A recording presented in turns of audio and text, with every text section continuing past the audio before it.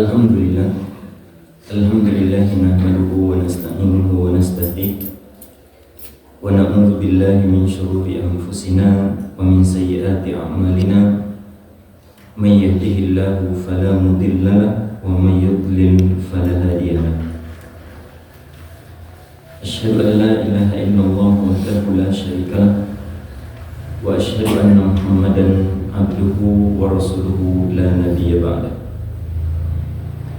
Allahumma salli wa sallim wa barik wa zid wa an'im ala hadzal nabiyil karim wa ala alihi wa sahbihi wa man ihtada bihadihi ila yaumiddin, amma ba'd.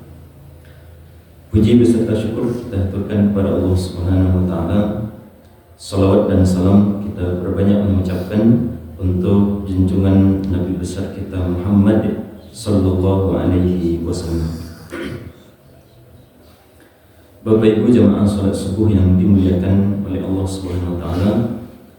Insyaallah pada subuh hari ini kita lanjutkan kembali kajian kita, kajian tafsir dari surat-surat pendek yang ada di dalam juz Amma.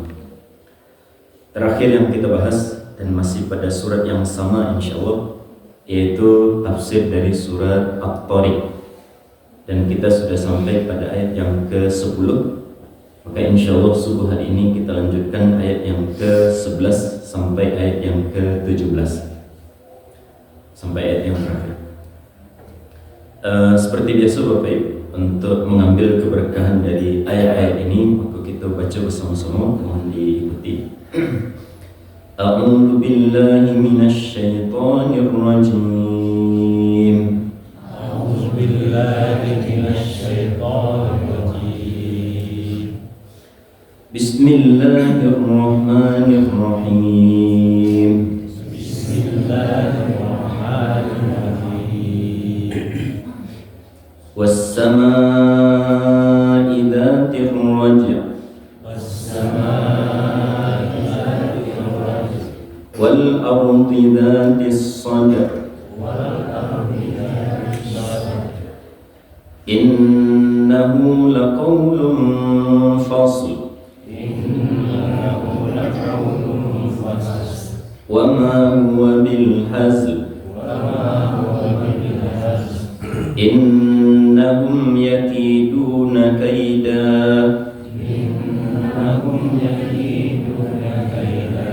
وأكيد كيدا فمهل الكافرين أمهلهم رويدا.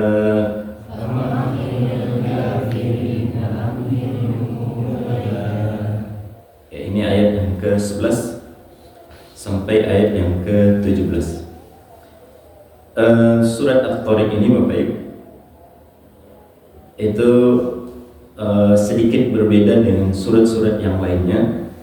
Di antara sedikit perbedaan itu adalah bahwa dalam surat At-Tariq ini Allah SWT berulang 2 kali bersumpah untuk menyampaikan berita-berita penting. Biasanya kalau dalam ayat-ayat yang lain Allah SWT bersumpah itu di awal-awal ayatnya dan nanti tidak terulang lagi di pertengahan.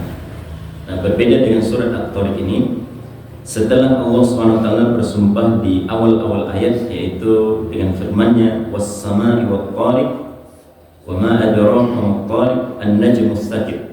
Itu di ayat yang pertama. Nah, kemudian Allah SWT mengulang kembali sumpah yang kedua di ayat yang ke-11 ini, di mana Allah SWT mengatakan was-samaa'i dzatir raj'. Kalau di ayat yang pertama Allah SWT bersumpah was-samaa'i wat-tariq.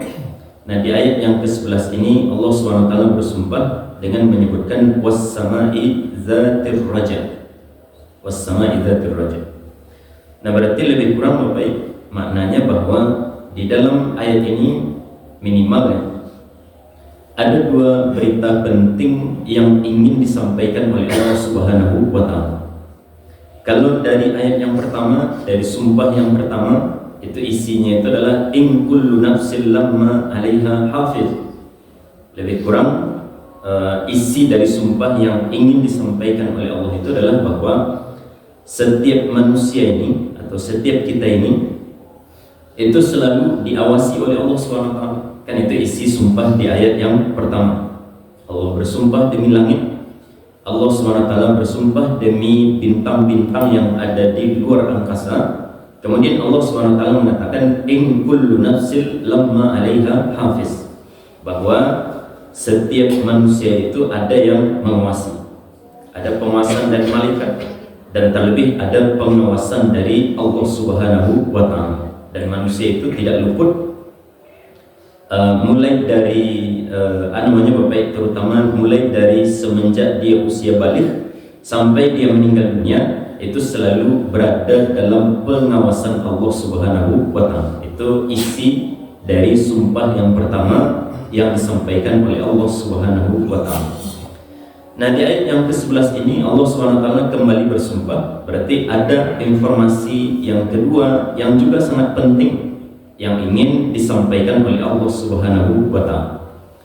Nah, sebelum kita masuk pada apa isi dari sumpah yang kedua ini, Bapak, kita lihat apa yang digunakan sebagai objek oleh Allah SWT untuk bersumpah. Kata Allah SWT, was-sama'i dzatir rajab, was-sama'i demi langit. Dan ini sekali lagi berulang Allah SWT bersumpah demi langit. Dan bahkan dalam ayat-ayat yang lain banyak Allah SWT bercerita tentang langit. Kira-kira sebabnya dulu Bapak, kalau kita ulang-ulang sedikit, kenapa Allah SWT dalam bersumpah itu ya, atau kemudian dalam ayat-ayat Al-Quran Karim itu banyak Allah SWT menyebutkan tentang langit. Apa penyebabnya? Di antaranya Bapak Ibu, yang pertama itu karena langit itu diantara bangunan atau ciptaan Allah yang sangat spektakuler, yang sangat-sangat dahsyat. Dan sampai kini manusia itu kan belum bisa menemukan bara jarak langit itu yang sewarnanya. Jadi mereka sudah menemukan banyak planet, bahkan miliaran dari planet itu sendiri, tapi mereka belum menemukan batas akhir dari langit itu, mereka belum menemukan. Nah, ini berarti bangunan yang diciptakan oleh Allah SWT, yaitu langit itu sendiri, itu adalah bangunan yang sangat-sangat spektakuler, bangunan yang sangat megah, bangunan yang sangat indah, bangunan yang syarat dengan Bapak, yang di luar kemampuan manusia untuk memikirkan. Bangunan yang tanpa tiang dan semacamnya. Jadi ini yang diantaranya kenapa Allah SWT sering membanggakan kepada kita itu, kepada manusia, tentang ciptaan yang diciptakan oleh Allah SWT, yaitu langit itu sendiri. Itu yang pertama. Kemudian yang kedua, kenapa Allah SWT sering menyebutkan langit kepada kita? Yang kedua itu sebabnya Bapak, karena langit itu adalah sebuah tempat yang tidak ada orang bermaksiat di dalamnya atau di sana. Berbeda dengan bumi yang kita tinggali ini Bapak, banyak atau tidak orang bermaksiat di bumi Bapak? Banyak. Tapi kalau di langit, jawabannya tidak. Dahulunya Nabi Adam alaihissalam ketika beliau bermaksiat, ya, dalam artian di sini beliau memakan buah apa Bapak Ibu? Sebenarnya namanya tidak ada buah khuldi. Nama itu tidak diberikan, buah itu tidak diberikan nama di dalam Al-Quran Al-Karim. Kenapa orang menyebutnya buah khuldi? Yang memberi nama buah itu khuldi itu adalah iblis. Jadi kalau dalam Al-Quran itu pohon terlarang saja.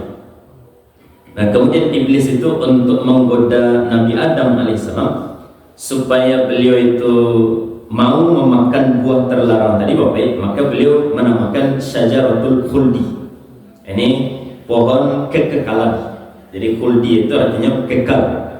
Karena yang disampaikan oleh iblis kepada Nabi Adam alaihissalam, makanlah buah ini supaya engkau kekal di surga ini, tidak dipindah-pindahkan ke tempat yang lain.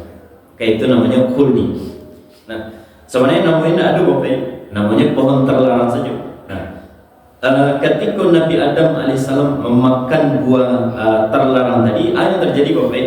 Beliau melakukan sebuah pelanggaran karena Allah SWT melarang, maka kemudian dengan pelanggaran yang dilakukan di langit tadi atau di surga tadi, maka Nabi Adam alaihissalam diturunkan ke permukaan bumi. Karena memang alam langit itu tidak layak untuk melakukan kemaksiatan kepada Allah Subhanahu wa Ta'ala. Yang namanya alam langit itu Bapak Ibu, itu diisi oleh malaikat-malaikat yang yang setiap hari beribadah. Ada yang malaikat yang kerjanya sujud setelah, ada malaikat itu yang kerjanya ruku saja terus, ada yang kerja malaikat itu tagak saja bertasbih memuji Allah Subhanahu wa Ta'ala. Ada juga kerja malaikat itu di sebuah tempat yang namanya Baitul Ma'mur. Apa itu Bapak Ibu? Baitul Ma'mur. Nah, lebih kurang seperti Ka'bah yang ada di muka bumi ini. Jadi bagi penduduk langit ada juga Ka'bahnya, yang mana mereka beribadah di sana dan mereka itu tawaf di bangunan tadi. Bangunan itu namanya Baitul Ma'mur. Dalam sebuah hadis kata Rasulullah SAW, dalam setiap harinya itu Bapak, tidak kurang dari 70.000 malaikat yang kemudian tawaf di Baitul Ma'mur. Kemudian setelah tawaf mereka pergi, kemudian tidak pulang sampai hari kiamat. Itu gambaran tentang langit. Sehingga langit ini diantara yang Allah SWT banggakan kepada manusia, karena di langit tadi bisa dikatakan tidak ada yang melakukan kemaksiatan. Kalau ada yang melakukan kemaksiatan, maka mereka diturunkan, seperti yang terjadi kepada Nabi Adam alaihissalam dan terutama iblis laknatullah yang kemudian menggoda Nabi Adam alaihissalam. Nah, itu langit. Nah, di dalam ayat ini Allah SWT kembali bersumpah demi langit, was-samai, dan demi langit, zatir raja. Zat itu artinya yang memiliki. Ar-raja ini kalau dalam Al-Quran terjemahan itu diartikan air hujan. Jadi Allah SWT mengatakan was-samai zatir raja, demi langit yang memiliki air hujan. Nah, kita lihat Bapak Ibu, ar-raja itu sebenarnya artinya itu bukan air hujan. Pada dasarnya arti ar-raja itu bukan air hujan.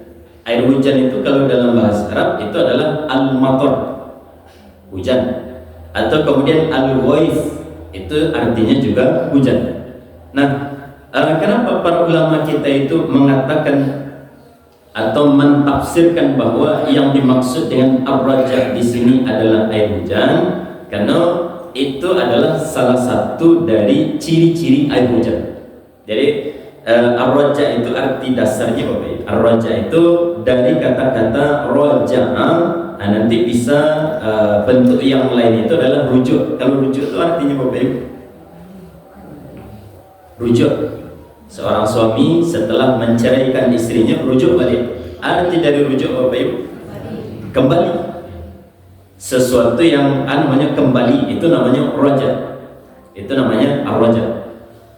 Anak-anak ketika beraja kemudian mengulang-ulang pelajarannya, kembalinya membaca pelajaran yang sudah dipelajari tadi, itu namanya murajaah. Kan ada itu?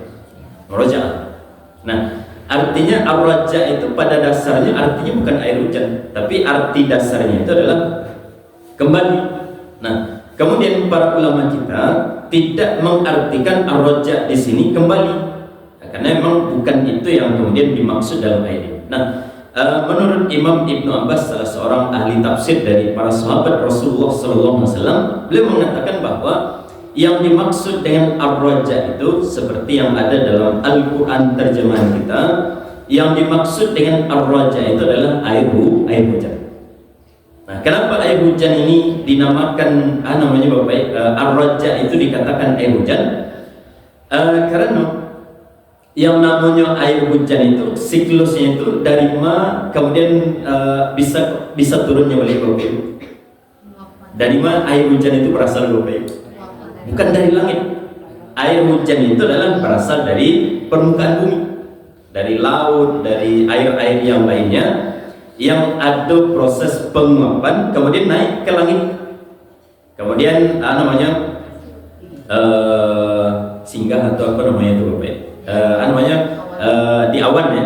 Kemudian penguapan naik ke atas awan. Kemudian dari atas awan itu berkumpul sampai nanti kemudian awan itu menjadi berat, warnanya berubah menjadi kehitaman. Setelah itu kemudian baru turun hujan tadi. Nah, artinya di sini air hujan itu dari mana asalnya Bapak? Dari bumi. Dari bumi naik kemudian turun balik. Nah, itu yang dinamakan ar-raja tadi. Jadi ar-raja itu artinya kembali.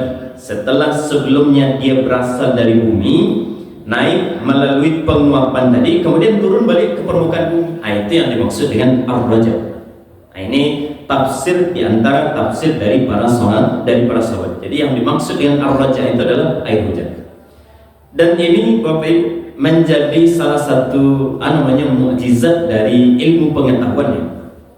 Karena yang namanya Nabi awal Sallallahu Alaihi Wasallam dan bahkan juga para sahabat di zaman itu, mereka itu tahu atau tidak Bapak bahwa air hujan itu berasal dari penguapan? Kira-kira mereka tahu tidak ilmu tadi? Ilmu siklus dari terjadinya hujan itu mereka tahu atau tidak Bapak Ibu? Jawabannya tidak. Jawabannya mereka tidak tahu. Mereka tidak tahu dan mereka belum sampai ilmu pengetahuan mereka pada saat itu bahwa air hujan itu adalah berasal dari bumi. Nah, tapi inilah diantara mukjizat dari Al-Quranul Karim. Allah SWT menamakan hujan itu salah satunya adalah dengan ar-raja tadi. Jadi ar-raja ini menurut jumhur dari para ulama kita itu diartikan sebagai hujan, karena memang siklus dari hujan itu adalah berasal dari bumi kemudian kembali ke permukaan bumi. Dan bahkan kalau kita lihat Bapak, kenapa Allah SWT bersumpah demi hujan ini? Kalau kita lihat Bapak, air yang naik ke atas kemudian berkumpul di awan tadi Bapak, itu beratnya itu ringan atau baret Bapak? Baret. Nah, mukjizatnya itu Bapak, walaupun air itu sangat banyak, bahkan sangat-sangat berat yang ada di awan tadi Bapak, bertonton baret dari air hujan tadi. Nah, ketika air itu berkumpul sedemikian banyak, apakah ketika turun kemudian sekali turun saja Bapak Ibu? Jawabannya tidak. Oleh Allah SWT air tadi diturunkan secara beransur-ansur melalui tetesan-tetesan air hujan. Nah, itu luar biasa. Coba kalau sekiranya Bapak, kalau sekiranya saja ya, air hujan yang ada di awan tadi turun sekaligus saja, kira-kira nyaman tidak Bapak Ibu? Jangan tidak nyaman. Harus dari besi Bapak bangunan. Atapnya itu harus dari besi. Karena kalau turun sekaligus, itu bisa roboh rumahnya. Karena air yang sangat berat. Bayangkan saja Bapak untuk melihat baretnya air yang ada di awan itu Bapak. Ketika hujan itu turun 1 jam misalkan, banjir atau tidak Bapak? Banjir ya. Nah, ketika banjir itu, itulah gambaran air yang ada di langit pada saat itu. Para banyak air yang berkumpul di awan tadi, kemudian ditahan oleh Allah SWT melalui awan tadi, kemudian nanti diturunkan secara beransur-ansur. Walaupun nanti turun setelah 1 jam, banjir juga jadi. Nah, tapi kemudian Allah SWT menurunkan air tadi secara beransur-ansur, dan itu adalah bagian dari rahmat kasih sayang Allah SWT kepada manusia dan juga makhluk yang lain.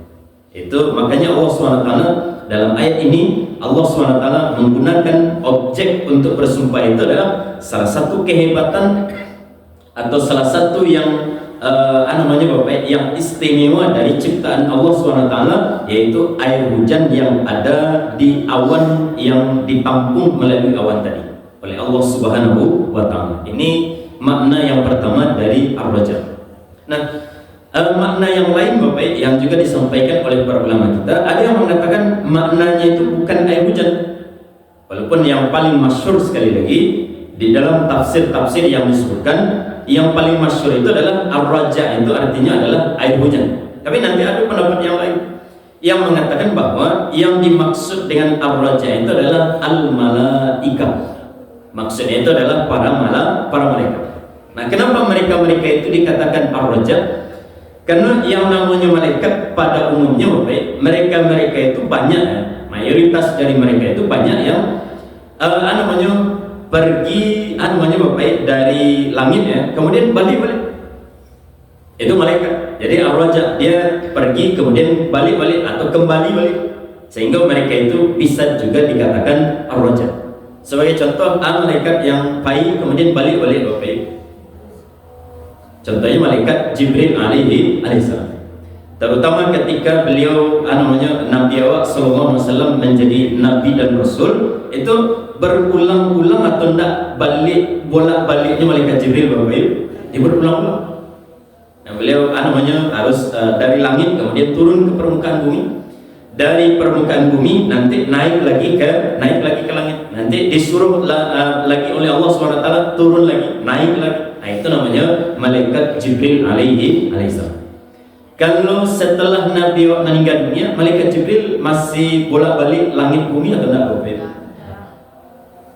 Tidak ya? Kenapa tidak Bapak Ibu? Tugas selesai. Jawabannya masih. Kapan itu? Ketika malam Lailatul Qadar. Nah, jadi kalau di zaman Nabi sering malaikat itu bolak-balik, malaikat Jibril ya. Malaikat Jibril itu bolak-balik langit bumi dan seterusnya.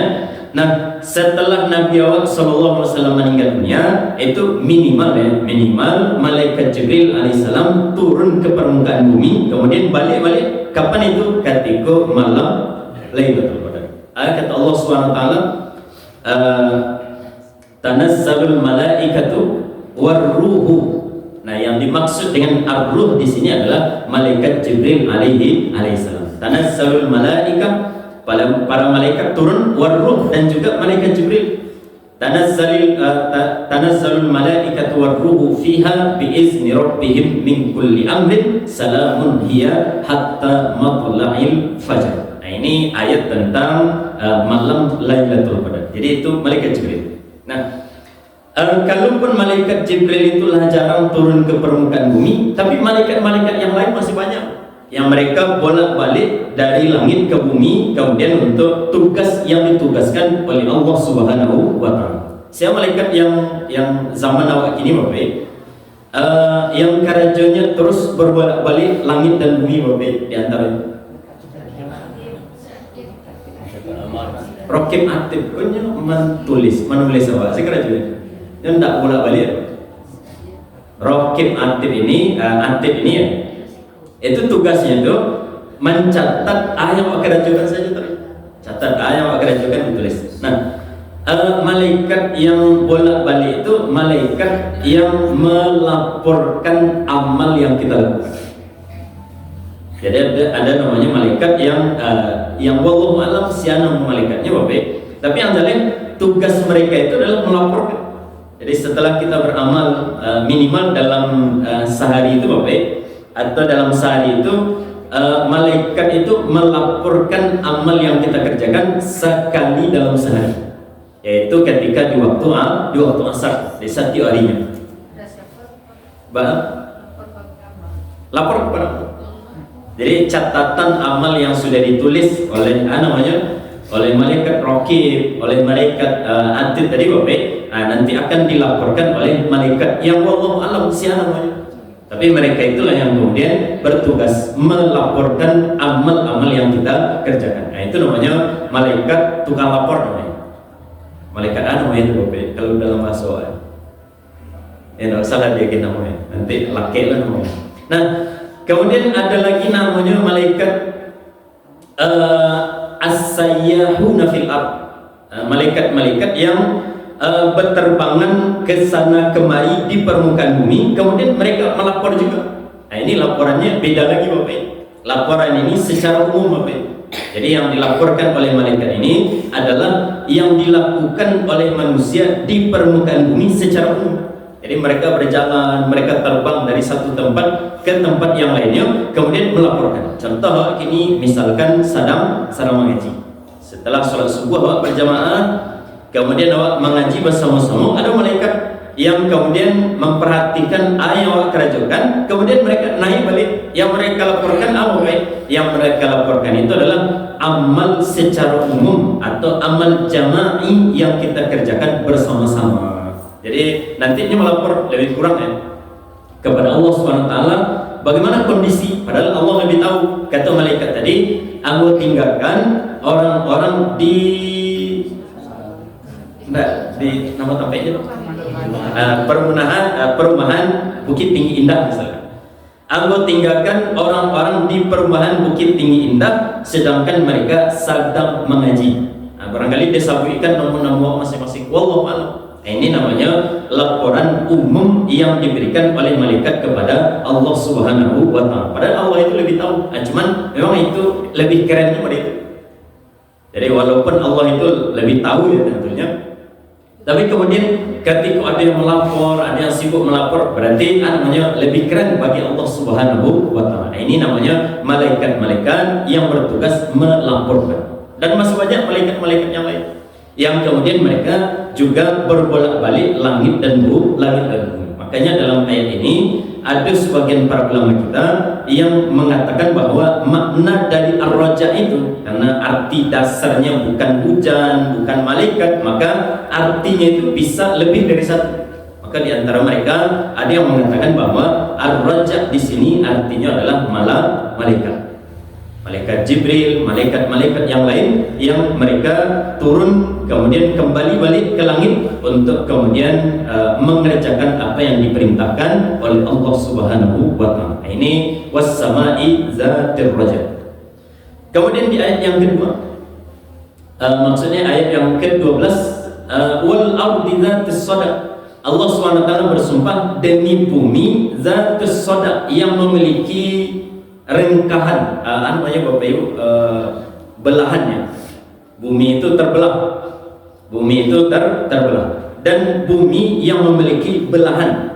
Ini sumpah yang kedua yang disampaikan oleh Allah Subhanahu wa Ta'ala. Jadi yang pertama Allah Subhanahu wa Ta'ala menyebutkan langit, dan yang kedua Allah Subhanahu wa Ta'ala bersumpah demi bumi. Karena walaupun bumi ini kecil dibandingkan langit yang sedemikian besar dan menakjubkan Bapak Ibu, tapi bumi itu ada juga kelebihan dari bumi Bapak Ibu. Kelebihan dari bumi diantaranya yang tidak dimiliki oleh planet-planet yang lain itu, satu-satunya planet yang bisa ditempati oleh makhluk hidup yaitu bumi. Jadi orang walaupun ada rencananya mereka pindah ke planet Mars dan semacamnya Bapak, ya silakan. Kalau bisa ya silakan.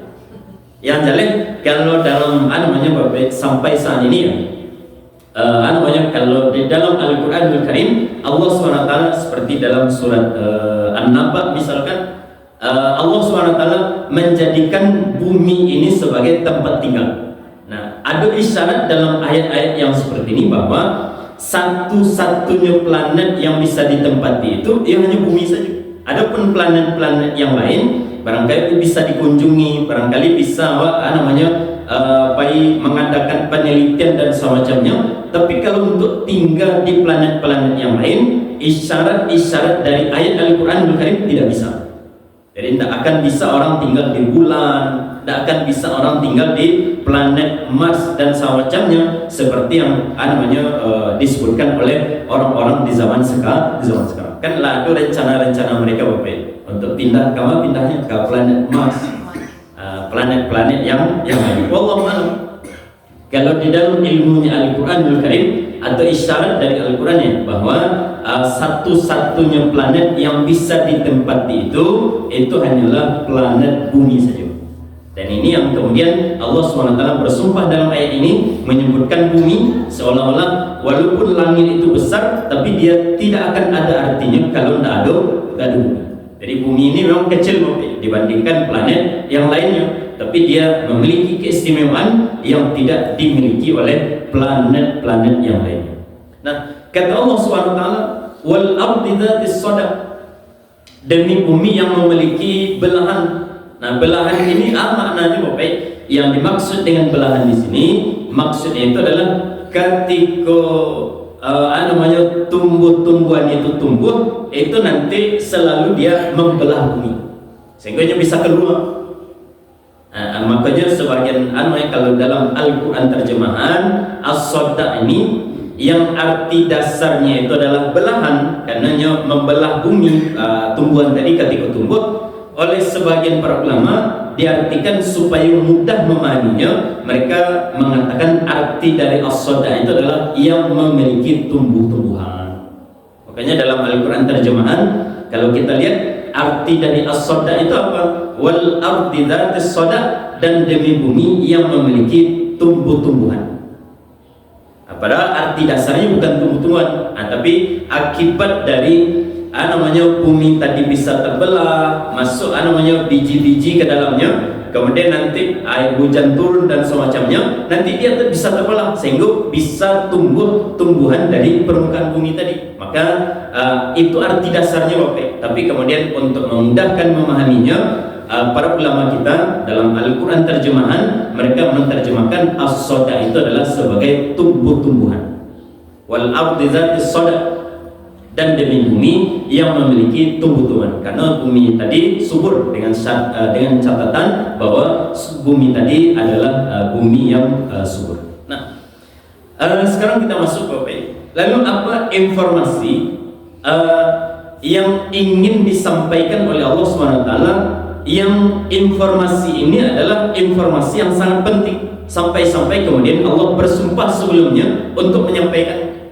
Informasi yang penting itu Bapak, kata Allah SWT, innahu laqaulun fasal. Sesungguhnya Al-Quran, maksud dari di sini adalah Al-Quran.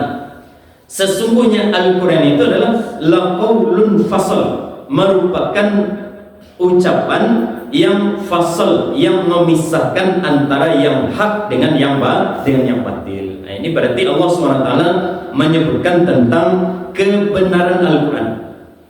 Jadi informasi penting yang disampaikan oleh Allah SWT melalui ayat dan melalui sumpah yang disampaikan oleh Allah, informasi penting itu tentang kebenaran Al-Quran. Karena yang menjadi lawan bicara dari Allah SWT ketika ayat ini diturunkan, itu kebanyakan itu adalah orang-orang kafir, orang-orang yang tidak yakin dengan Al-Quran, orang-orang yang menentang Al-Quran, orang-orang yang mengatakan Al-Quran itu dongeng belaka saja. Mereka itu adalah orang-orang kafir Quraisy pada saat itu. Maka ketika Allah SWT menyampaikan kepada mereka bahwa Al-Quran itu adalah satu kebenaran, maka Allah SWT sampai bersumpah untuk menyampaikan tersebut. Nah, kalau kepada awak-awak kira-kira perlu bersumpah atau tidak Bapak Ibu? Jangan, tidak perlu. Karena kita sudah yakin bahwa Al-Quran itu benar. Sehingga kalau sekiranya Al-Quran itu turun kepada awak misalkan, maka tentunya Allah SWT tidak akan memulai dengan sumpah, karena Allah yakin. Tapi berhubung karena yang disampaikan kepada mereka itu adalah orang-orang kafir, orang-orang yang menolak, maka Allah SWT menyampaikan bahwa Al-Quran itu benar didahului dengan bersumpah. Tapi apakah mereka percaya atau tidak Bapak?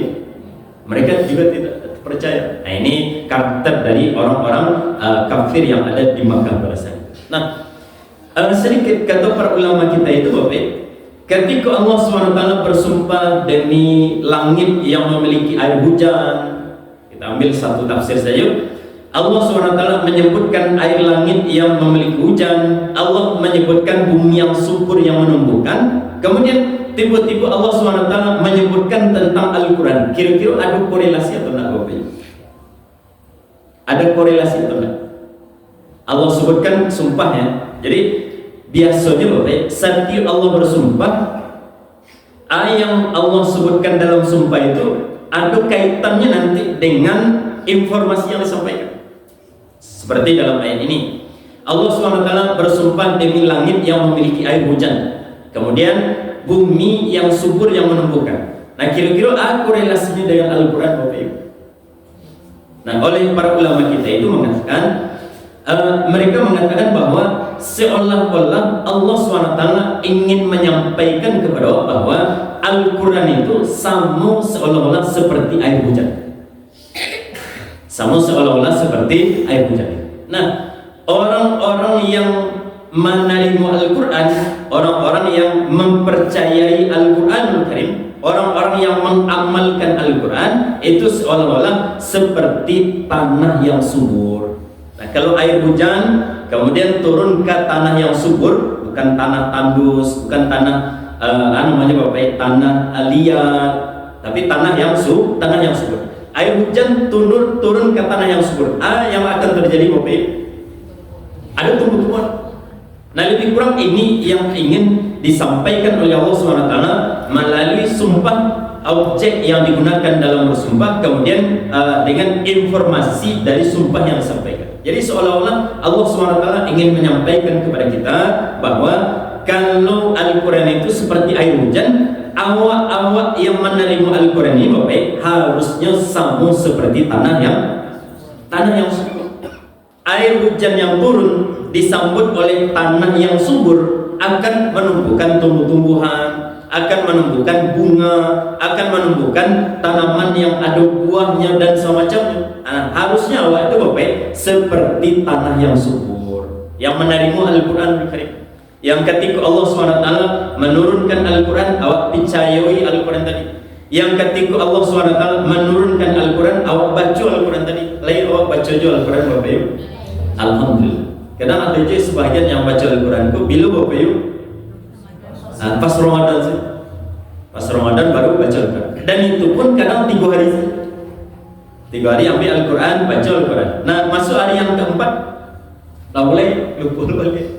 Sampai nanti tahun depan baru buka balik. Nah, sehingga Al-Quran itu yang sama umur Al-Quran tadi, umur orang yang punya Al-Quran tadi. Al-Quran tadi tidak usah. Al-Quran tadi tidak berubah. Al-Quran tadi masih rancak. Kenapa? Karena mereka membacanya hanya sekali dalam setahun. Dan itu pun hanya beberapa hari saja. Nah, itu namanya orang yang ketika Al-Quran diturunkan, ini tidak seperti tanah subur.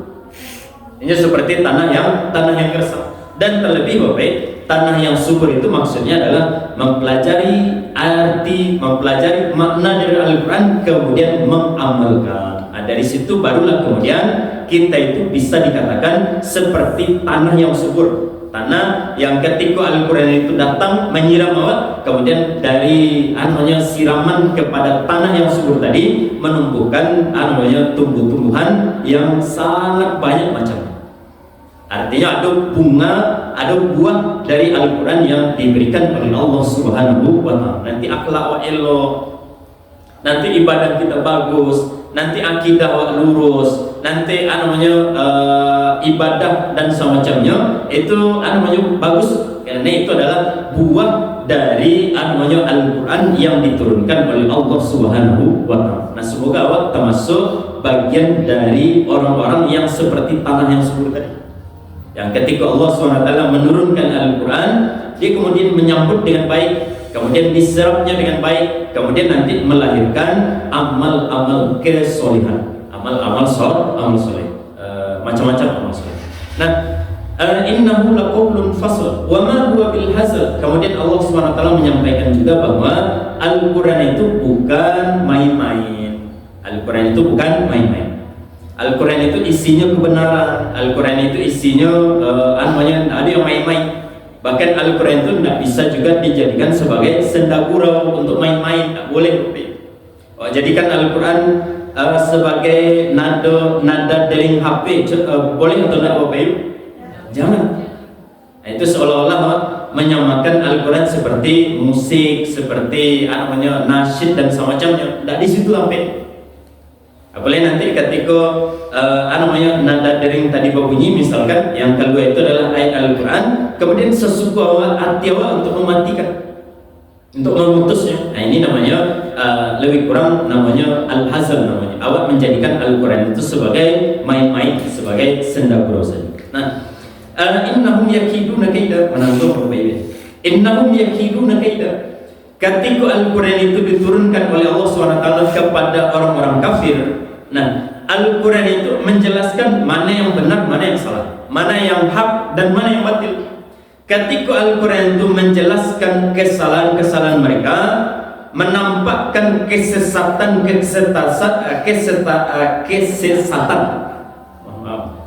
Padahal makan lontong Pak. Ketika Al-Quran tadi menjelaskan kesesatan dari mereka-mereka orang kafir itu Bapak, apakah mereka tinggal diam? Jawab tidak. Mereka itu innahum yakiduna kaida. Mereka akan memusuhi Al-Quran dan mereka akan memusuhi orang-orang yang membawa Al-Quran. Faktanya begitu atau tidak Bapak? Faktanya begitu. Mereka memusuhi Al-Quran, mengatakan Al-Quran ini dari setan. Al-Quran ini dari namanya cerita dongeng, Al-Quran ini buatan Muhammad. Itu permusuhan mereka kepada Al-Quran. Permusuhan mereka kepada yang membawa Al-Quran lebih dahsyat lagi, yaitu kepada Nabi besar kita Muhammad SAW dan juga kepada para sahabat.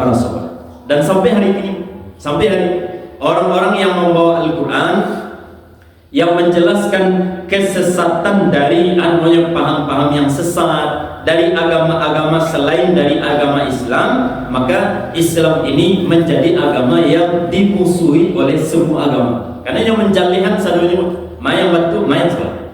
Makanya kata Nabi SAW, kata Nabi al-kufru millatun wahidah. Kekafiran itu satu agama. Jadi mereka itu akan saling tolong menolong untuk memusuhi agama Islam. Bagi mereka itu Bapak, terserah kalian memeluk agama apa saja, yang penting jangan Islam. Dulu kan ada ceritanya Bapak, seseorang masuk ke dalam agama Islam, namanya itu Adas Bapak, dalam perjalanan Nabi SAW berdakwah ke Taif. Nah, oleh tuannya, si Adas ini penjaga kebun Bapak, oleh tuannya ini beragama penyembah berhala. Adas ini beragama Nasrani. Nah ternyata Adas ini masuk ke dalam agama Islam, dipanggil oleh tuannya. Kata tuannya Bapak kepada Adas ini, wahai Adas, agama engkau lebih baik dari agama Muhammad ini.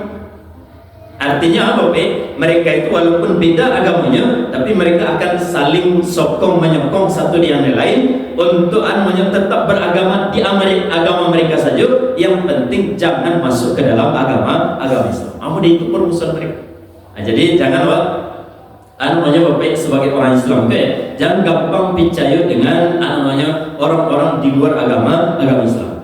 Misalkan Presiden Amerika, muji-muji Presiden tapi di balik pujian tadi yang mereka kerjakan Bapak, yang mereka kerjakan itu adalah menjatuhkan Islam dan kaum muslimin. Faktanya begitu. Dan juga yang lain-lainnya begitu.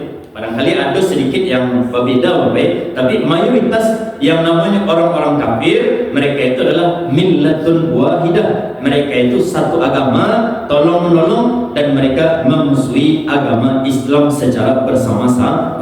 Faktanya begitu. Kalau mencari sejarah sampai saat sekarang ini.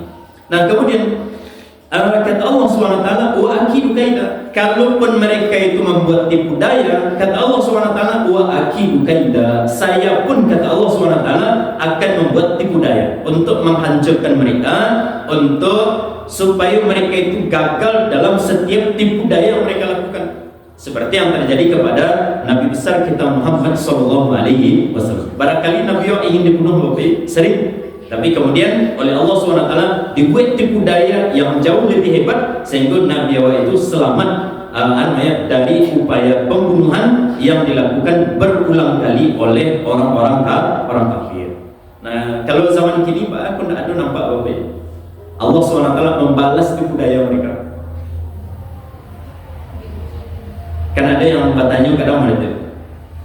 Kalau zaman Nabi kaum muslimin diperangi, dimusuhi, disiksa, Allah SWT memberikan pertolongan. Kalau zaman kini orang-orang Palestina misalkan Bapak, mereka disiksa, mereka dianiaya, mereka yang kelaparan, mencari makan, ditembak dan semacamnya, bahkan tidak muncul pertolongan dari Allah Bapak. Nah, ada kalau kita lihat Bapak sejarah Nabi itu kenapa Allah SWT memberikan pertolongan kepada mereka? Karena mereka tadi, yaitu Nabi dan para sahabat, itu sudah semaksimal mungkin untuk melawan musuh mereka. Ketika mereka tidak mampu, Allah memberikan pertolongan. Nah, zaman awak kini Bapak, orang Islam dimusuhi, lain maksimal awak memberikan bantuan Bapak. Jangankan awak negara-negara Islam saja lain maksimal memberikan bantuan, jangan tidak.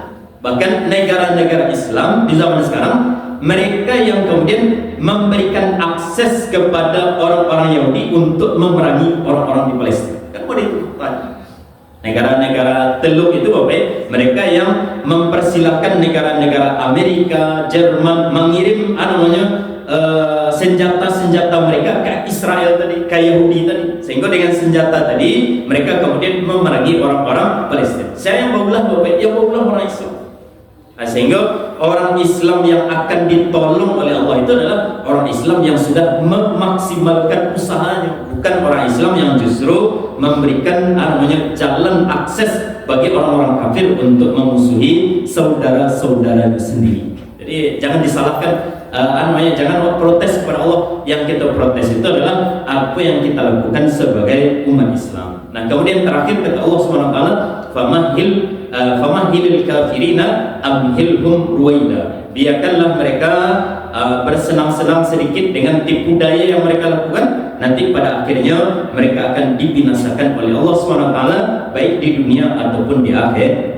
Nah, inilah Bapak, ayat yang kita bahas pada surah ini, yang inti dari sumpah yang disampaikan oleh Allah SWT di ayat yang ke-11 sampai ayat yang ke-17 itu adalah tentang kebenaran Al-Quran Karim. Itu ayat yang kita bahas pada subuh hari ini.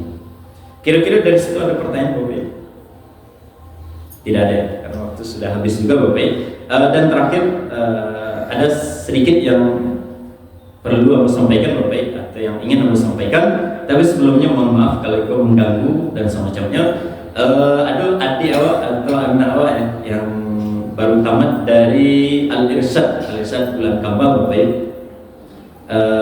Salah satunya ya adik lah tiba atau anak tiba dia dari kampung sendiri, yaitu Yusuf yang jadi imam tadi. Kemudian kawan dari Yusuf Rangga dari Taluk Rangga. Mereka itu alhamdulillah lolos ujian tes ke Al-Azhar Mesirnya, dan insya Allah akan berangkat pada bulan November atau paling tidak nanti di bulan Desember. Kalau tidak November, ya di bulan Desember. Nah, yang namanya berangkat kuliah ke Mesir Bapak, seperti yang kita ketahui itu mereka butuh dana besar untuk berangkat ke situ, ongkos dan semacamnya.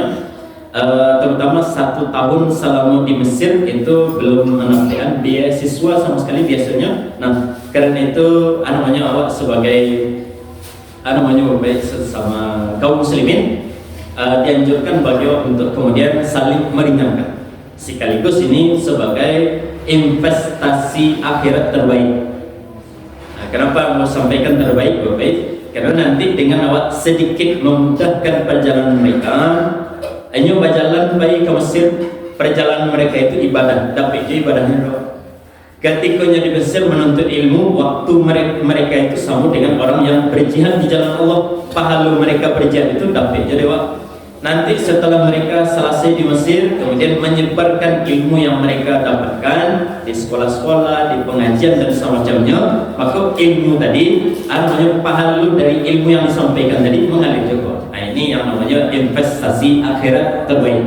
Kalau investasi dunia barangkali Bapak Ibu lebih tahu, tapi kalau ini adalah investasi akhirat. Nah, semoga awak dimudahkan, terutama yang memiliki kelebihan, yang memiliki kelapangan untuk kemudian memberikan Bapak semua terbaik lah. Kalau tidak seketek banyak kan? Kalau tidak seketek banyak.